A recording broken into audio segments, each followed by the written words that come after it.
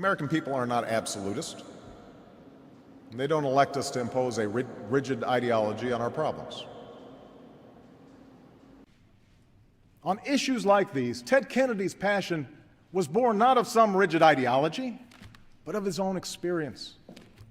You're not bound by the chains of the past, the distracting hatred of America that will create no jobs or opportunity, the rigid and unaccountable government, the refusal to let the Iranian people realize their full potential for fear of undermining the authority of the state.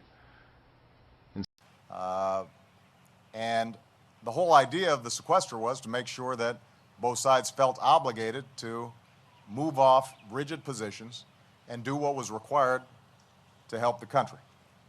Neither the American nor Cuban people are well served by a rigid policy that's rooted in events that took place before most of... So the point is that we have this very rigid system, and so you don't have to be rigid in saying it's either this or that. You can say, depending on the problem you're trying to solve, depending on the social issues that you're trying to address, what works?